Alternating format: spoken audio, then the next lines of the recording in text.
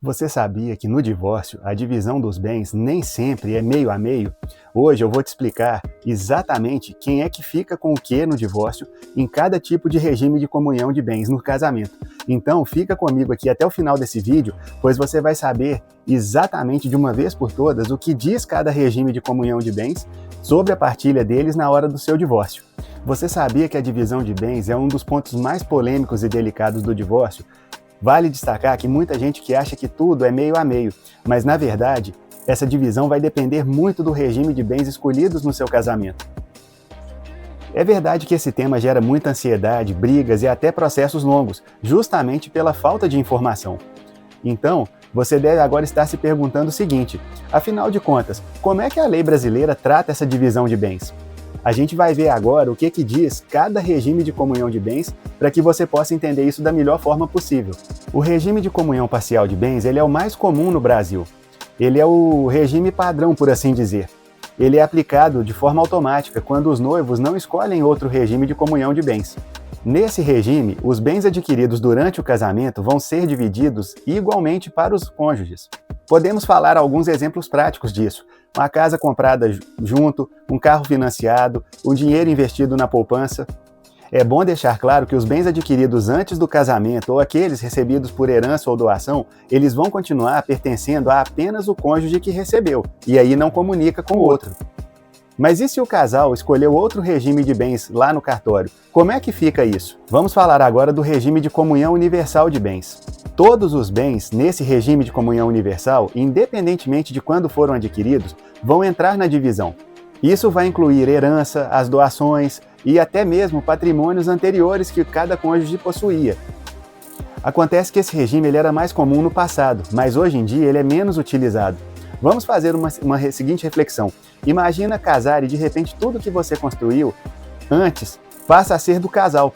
Faz sentido para algumas pessoas, mas nem sempre essa vai ser a melhor opção para alguns casais.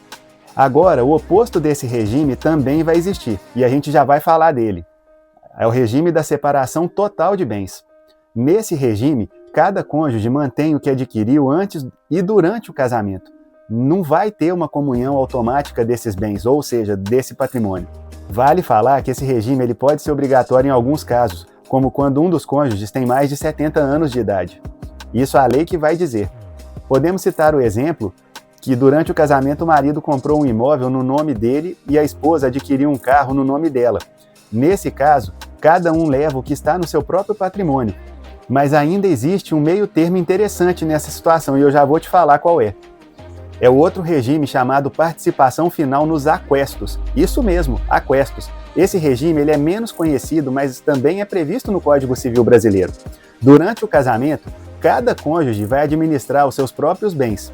Mas na hora do divórcio, é feita uma apuração desses bens. O que foi adquirido pelo casal durante a união entra na conta e é dividido igualmente entre eles.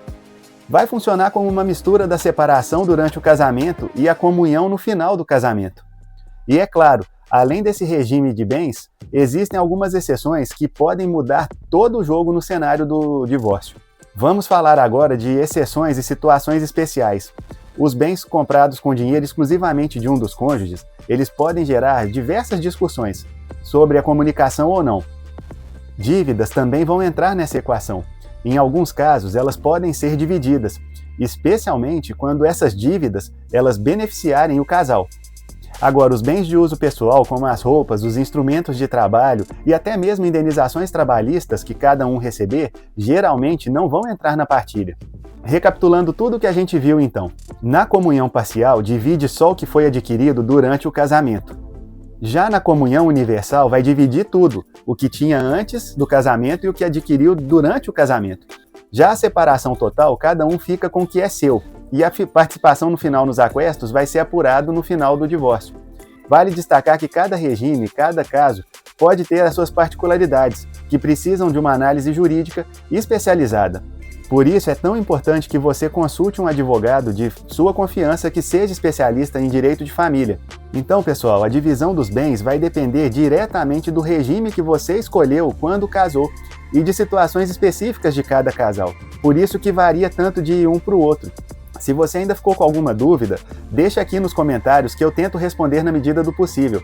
E se esse vídeo te ajudou a entender melhor o assunto, já deixa o seu like aqui embaixo, aproveita, se inscreve no canal, ativa o sininho das notificações e compartilha com alguém que precisa saber dessa informação.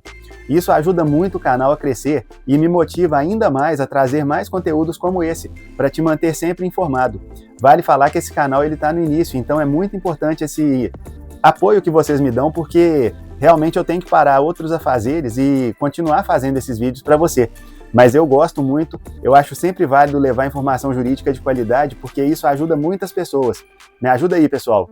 Já estou gravando o próximo vídeo, eu te espero ver lá. Até mais!